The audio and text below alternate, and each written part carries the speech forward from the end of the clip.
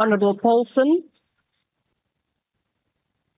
Thank you, Deputy Speaker. And thank you, Honourable Milam, for sponsoring this debate. I think it's very necessary. What I do find ironic, though, is that where the DA governs the city of Cape Town, residents pay the highest per kilowatt hour of electricity at R3.76 for prepaid customers and R3.48 per kilowatt hour for conventional customers. In addition, here in the city of Cape Town, there's a R252.09 service charge for all properties valued over R1 million. The average household consumes 900 kilowatt hours of electricity per month, costing Cape Townians R3,509.89, including service charges. By comparison, eThekwini municipality charges residents R2.97 per kilowatt hour of electricity, whether they are prepaid or conventional. eThekwini does not burden residents with any additional service charges. For 900 kilowatt hours of electricity, eThekwini residents pay R2,671.44, almost R1,000 cheaper. It costs the municipality between 94 cents per kilowatt hour during off-peak hours and R1.98 for standard times. Municipalities are already making a profit based on what they pay for electricity and what they charge residents. Agbare Milam, dit word al hoe meer duurder vir arme gesinne om in Kaapstad te oorleef. Baie inwoners moet kies of hulle 'n halwe brood gaan koop of hulle 6 eenhede elektrisiteit gaan koop.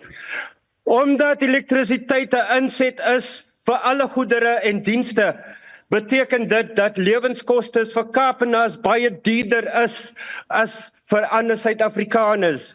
Cape Town implemented a 9.6% tariff increase for 2022-2023 compared to the 7.4% increase approved by NERSA. And for 2023-2024, it implemented a 17.6% hike compared to the approved 15.1%, a whole 2.5% more.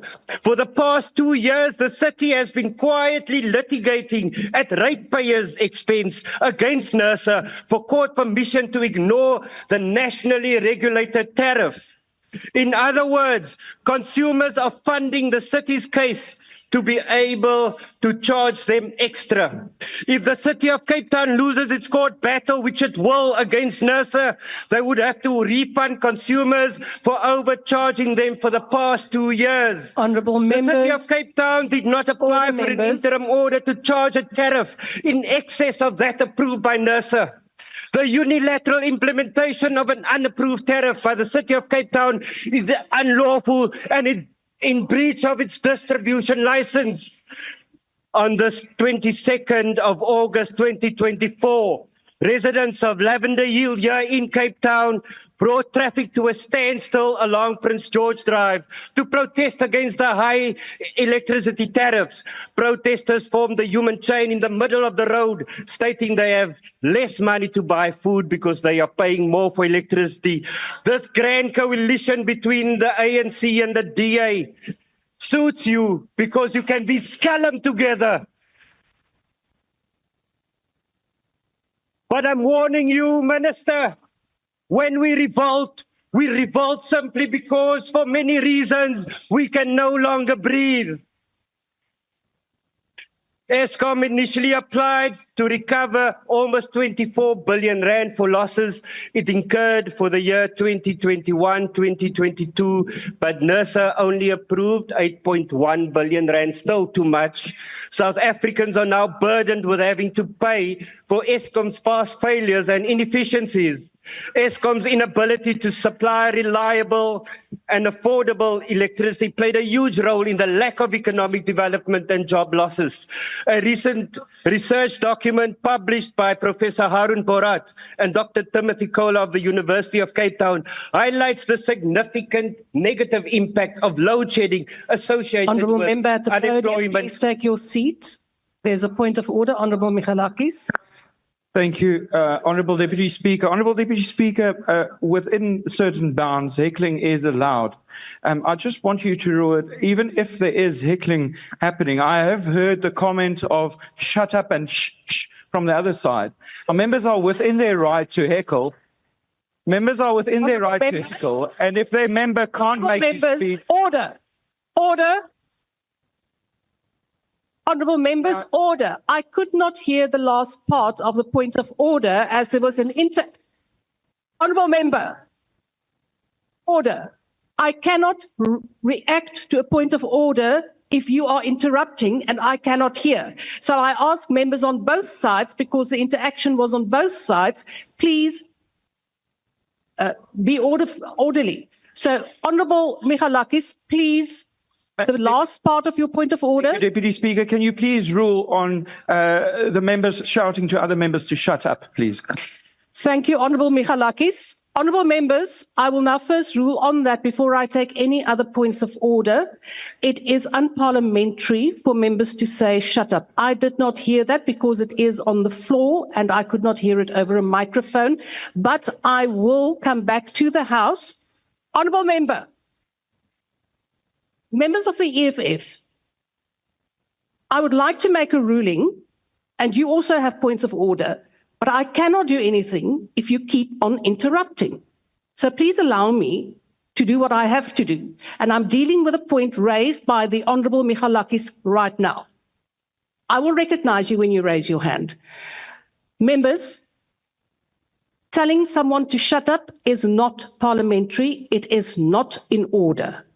Now, as I said, I could not hear that because it is on the floor, but I ask both sides of the House to please maintain the decorum of the House. We are busy with a very serious debate, a very serious topic affecting the people of this country.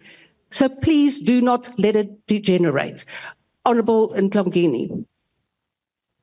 Thank you very much, Deputy Speaker. You know, it's so ironic. Each afternoon, we have to remind you, DA presiding officers, what in that seat that you are having there entails. And it entails a non-biased attitude to all members of parliament. I have been pointing to you because I didn't want to stop the Honorable Nazir Paulser in his debate. I've been pointing to you the noise that is coming from the DA and the interjections that is coming from the DA, and you bluntly look towards me. The Honorable Nazir even had throughout his speech scream. Now, if you are gonna be doing your rulings like this, we're going to have a problem, because not each afternoon we come to this House and have to remind you, DA presiding officers, to take that seat that you are having there serious and the role that you are having serious. Stop this biased rulings towards your political party and be fair in your rulings. You have heard the way Nazir even had to raise his voice. You have heard that. You have never stopped any of the members of your political party doing interjections, making noise. But as soon as the EFF reacted to the member being treated like that, you are very quick to come in and say it's from both sides. It has never been from both sides. The EFF have never interjected any of their members, because we wanted, though, that speech like that. And we had to say to them, shush. There was never a shut up. But they are rude like that. They behave like this is their houses. They can do as they please, not on our watch. And we will not tolerate this each and every afternoon. You are poking the bear. You are poking the bear. Don't do it. Honourable Ntlangeni. Honourable members, I will recognize you, Honourable Reddy and Honourable Skosana. You will recall that when you put out your hand, that is not raising a point of order, I did in fact call for order. So there was a reaction. If you are unhappy with the way in which the presiding officers preside, please take it up right to the Speaker and also take it up with the Rules Committee, and please do that. However, I also do not think that it is part of the decorum of this House that threats are made. It is unacceptable. We do not threaten presiding officers or the House. you will well know that it is against the Powers and Privileges Act. So please make use of the existing fora. And you will also recall that I admonished both sides of the House. But I could not proceed and I could not be audible because of a certain party making it inaudible. So please practice the things that you complain about. Honourable Reddy and then Skosana. Thank you, Madam Deputy Speaker. Madam, I would like you to go back and possibly give us a ruling on this at a later date, the use of the word shut up. Because there is a booklet that's published, which we all went through. It's parliamentary expressions, acceptable and not. The word shut up has not been declared unparliamentary. I would like you to go and have a look at that and possibly seek advice on it and report back to the plenary. I thank you. Thank you, Honourable Reddy. With those unparliamentary words, that changes with time, and it is also one of the functions of a presiding officer to declare something unparliamentary. So I have not declared it. I just said that it is not in the decorum, and I have not made a specific ruling. I said because I also couldn't hear before but it is not something that is suitable to the decorum here. Honourable Skosana. Thank you, Madam Chair. Michelin, or whatever they say name, the honourable member there, said shut up. Can you ask him to withdraw that, please? Honourable Skosana, he did not say shut up. He used it in reporting what he had allegedly heard. I can also not... I heard him very well. I heard him very well. He said shut up. I had not heard that, so I will have to go back to the records to listen and to hear whether it was said in fact. Honourable members, we're not going to continue with this now. Honourable Paulson is sitting there. He has to complete his speech. So could we please proceed, Honourable Paulson? Thank you very much. 11 years ago, on the 26th of July 2013, the EFF stated that the stabilization of energy sources, in particular the supply of electricity, is important for an economic development strategy that will include the development of more industries. We further stated that the South African state should intensify the efforts currently in place for sustainable, consistent energy provision, while other means of energy generation should be explored. This includes further research on how energy derived from uranium can be transferred into sustainable, environmentally friendly electricity for industrial development, public purposes, and for the use of households. In our 2024 elections manifesto, we stated that if the EFF is elected into government, that we will authorize Eskom to take over the distribution of electricity from municipalities.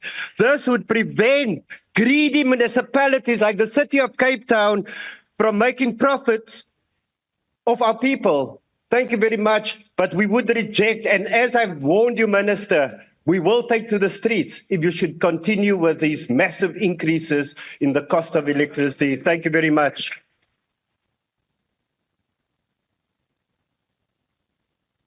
Order, honourable members. If you found this video informative, please like, subscribe, and hit the notification bell for more content like this. And as always, let us know your thoughts in the comments below. Until next time, stay informed and stay engaged.